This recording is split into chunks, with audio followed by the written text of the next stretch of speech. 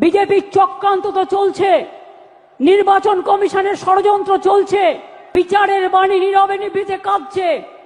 গদি মিডিয়া, গদি দর্শন আজকে বাংলার মানুষের কথা বলে না, মানুষের কথা বলে না, দুর্যোগের কথা বলে না, দুর্ভোগের কথা বলে না, অত্যাচারের কথা বলে না, চক্রান্তের কথা বলে না, ষড়যন্ত্রের কথা বলে না, উন্নয়নের কথা বলে না।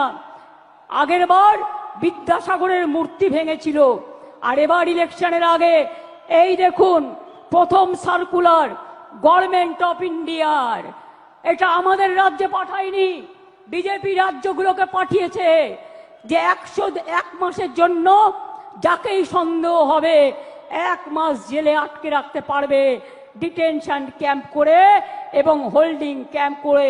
এটা হচ্ছে তার নোটিফিকেশন গভর্নমেন্ট অফ ইন্ডিয়া 2রা মে 25 তারিখে পাঠিয়েছিল, যার জন্য আজকে 1000-এর ওপর লোক, তাদের কাউকে বাংলাদেশে নিয়ে গেছে, কাউকে রাজস্থানের জেলে ঢোকানো হয়েছে, কাউকে উত্তরপ্রদেশে, কাউকে ছত্তিশগড়ে, কাউকে মধ্যপ্রদেশে, এমনকি উড়িষ্যা পর্যন্ত।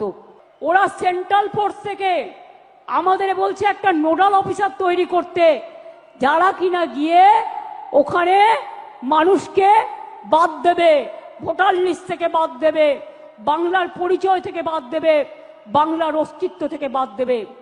বাংলা ভাষার ওপর চলছে বিরাট সন্ত্রাস।